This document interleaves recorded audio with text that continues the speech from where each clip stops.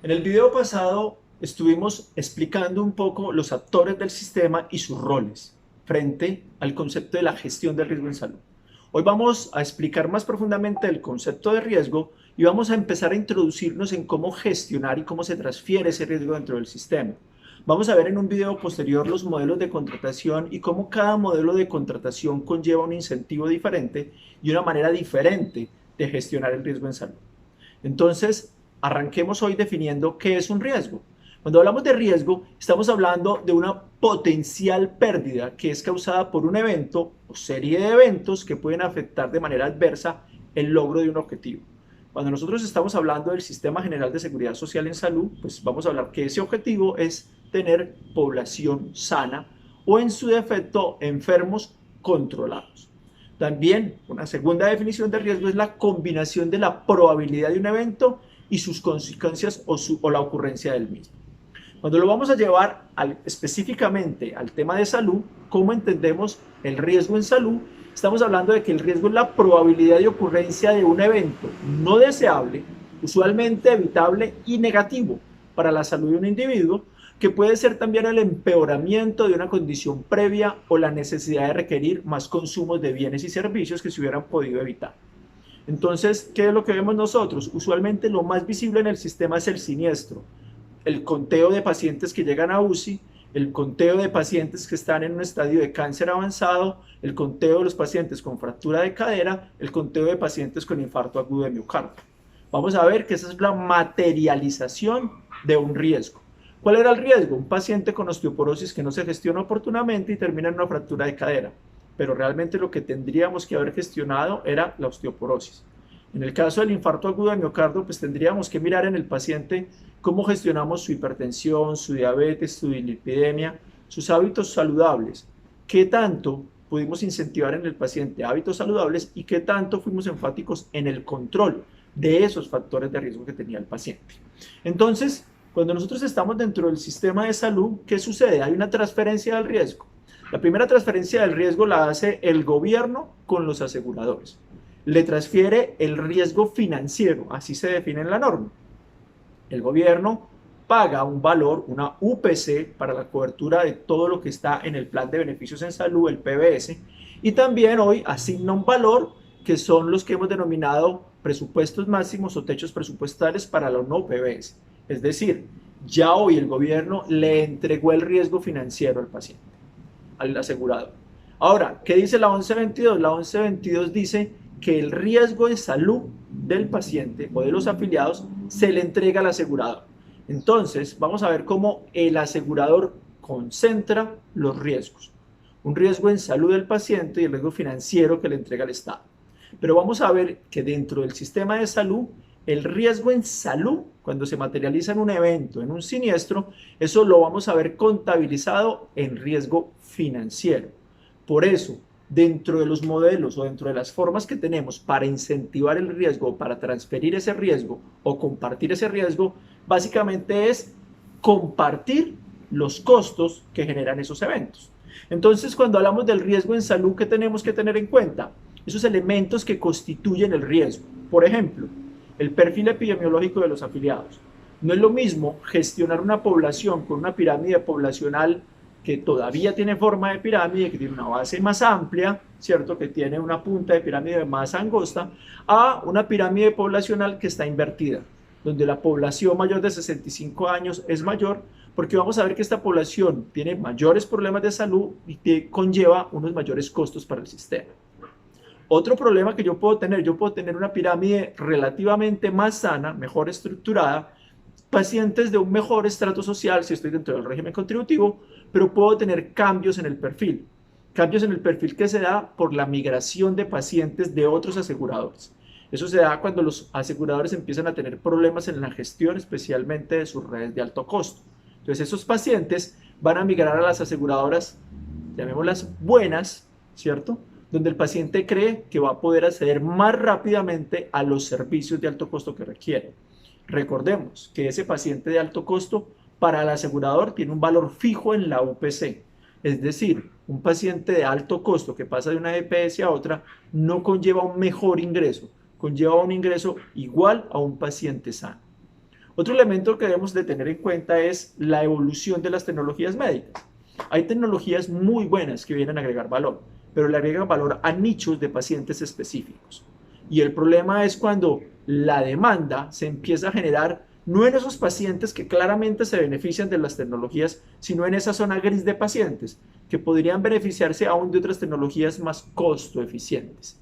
Y eso tenemos que ser claro que ocurre dentro del sistema y que es uno de los problemas, uno de los riesgos que se materializan y que posteriormente vamos a hablar de esa dinámica relacional EPS, IPS, operadores logísticos y proveedores.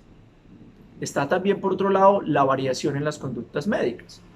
Especialmente cuando yo tengo un modelo prospectivo al interior de un hospital o clínica, la variación en las conductas médicas es lo que constituye y lo que vamos a denominar riesgo técnico. Uno de los elementos fundamentales cuando yo hago un modelo con transferencia de riesgo o con riesgo compartido, tipo modelo prospectivo, tipo PGP, es que yo debo garantizar la optimización del riesgo técnico. Y eso es decir, disminuir la variabilidad de la práctica médica. Ese es uno de los criterios técnicos para la óptima gestión de estos modelos. Ahora, el otro elemento es el aumento en el consumo de insumos médicos o la variación en sus precios. Y eso se puede dar por posiciones dominantes o se puede dar también por la mezcla de los dos. Nuevas tecnologías con variación de conductas médicas. Y eso conlleva un riesgo en salud que se materializa en el uso inadecuado de tecnologías. Recordemos que el problema no es que la tecnología llegue, ni siquiera es su costo. El problema es que hay tecnologías que agregan costo, pero no agregan valor. Y por eso ahora estamos hablando de compartir el riesgo. Por eso es que ahora el asegurador busca con sus proveedores, industria farmacéutica, proveedores de insumos, que ellos entren a la cancha y compartan el riesgo de los desenlaces finales en salud que se materializan en siniestros, en eventos, pero que también se materializan en costos. Nosotros debemos entender que todo lo que hacemos dentro del sistema cuesta. Cuando repetimos un examen hay un costo que alguien lo tiene que pagar. Cuando dejamos de hacer algo, también. Cuando dejamos de tomarle un examen a un paciente que posteriormente se complica o que retarda el diagnóstico de una enfermedad que si la diagnosticamos más tempranamente tiene un menor costo, eso también son costos de no calidad. Entonces, si nosotros entendemos que todo lo que hacemos dentro del sistema cuesta, pues vamos a buscar un mejor relacionamiento entre los actores. Es decir, esa primera transferencia de riesgo que hace el gobierno con el asegurador, que le transfiere el riesgo financiero y le traslada el dinero al asegurador, ahorita lo que el asegurador está haciendo en las nuevas dinámicas con los nuevos modelos es transferirle ese riesgo a las IPS o buscar compartirlo. Y también ahora se está llamando a los proveedores a decirles, bueno, si su tecnología es tan buena, venga, compartamos el riesgo. Y eso está bien. Lo que está mal es no saberlo hacer. Lo que está mal es no hacerlo de una manera técnicamente correcta o pedir que compartan un riesgo sobre el cual no tienen injerencia. Y eso es fundamental entenderlo. Yo debo saber muy bien qué riesgo le estoy transfiriendo y cómo ese otro actor, llámese IPS, industria farmacéutica, operador logístico, puede gestionar ese riesgo. O cómo nos articulamos en red para gestionar ese riesgo que yo estoy transfiriendo. Y ahí es donde entran a jugar fundamentalmente los modelos de contratación. Nosotros podemos dividir los modelos de contratación en dos grandes grupos. Hay diferentes taxonomías, pero hablemos en dos grandes grupos. Un modelo prospectivo, ¿cierto? Donde de acuerdo a lo que yo espero que llegue en número de eventos y en costo promedio de esos eventos, vamos a definir un valor. Y ahí entran, por ejemplo, las cápitas, los PGPs. Y hay un modelo retrospectivo, donde decimos, presta el servicio, atiende al paciente lo que requiera y después me dices cuánto te debo, cuánto te voy a pagar por eso. Es decir, cada paciente que llega a una institución de salud, cualquiera que sea, es como si fuera un cheque en blanco y todo lo que haga lo voy a facturar. El ejemplo de eso es el pago por evento, que técnicamente, taxonómicamente hablando, deberíamos saberse el pago por servicio, porque no es, el pago por evento tiene unas cuantas diferencias. Pero vamos a separar por ahora, por el video de hoy, en dos grandes grupos. Los modelos prospectivos, donde lo que vamos a pagar se calcula previo a, y los modelos retrospectivos de pago, donde primero se presta el servicio y después se paga. ¿Qué pasa con esto? En el modelo retrospectivo, tomemos de referencia el pago por evento, el riesgo financiero lo va a tener quien paga, porque no hay transferencia de riesgo. El prestador no asume riesgo epidemiológico por la carga de enfermedad de la población, ni siquiera asume el riesgo técnico, porque todo lo que haga él lo va a cobrar.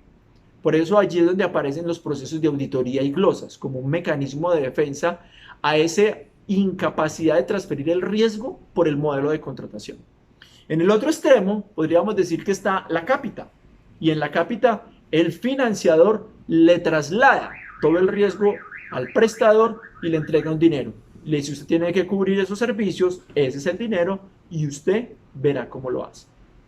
Son los dos extremos que podríamos mencionar en este ejercicio y para el video de hoy, para ejemplificar cómo transferimos el riesgo de prestador a asegurador. Entonces detengámonos un momento en el evento. En el evento podríamos decir, ¿cuáles son los tipos de riesgo? Hay un riesgo epidemiológico que está por fuera del control y responsabilidad del prestador, porque es la carga de enfermedad que tiene la población afiliada a mi asegurador. Y hablemos de otro riesgo, no son los únicos, pero vamos a hablar de estos dos en el video de hoy. El riesgo técnico, que hace referencia a la utilización y costos de la atención, que ese usualmente sí está bajo el riesgo del prestador, porque él es el que decide qué tecnologías, en qué momento y en qué cantidad va a utilizar con cada paciente. En el pago por actividad o en el pago por evento, se protege al prestador de ambos tipos de riesgo, porque ni el riesgo epidemiológico a mayor cantidad de enfermos va a facturar más, a mayor número de actividades que él haga va a facturar más. En el caso de la cápita, se expone a la IPS a ambos riesgos, al riesgo epidemiológico y al riesgo técnico. Por eso es tan importante cuando estamos hablando de modelos de contratación entender qué riesgo se me está transfiriendo, porque siempre hay transferencia de riesgo, y entender qué tanto tengo yo de capacidad de gestionar ese riesgo que me está siendo entregado. Por eso es que necesitamos buscar modelos diferentes, alternativos de contratación. Por eso los modelos prospectivos se ponen tan de moda, porque busca alinear objetivos. ¿Cómo es eso?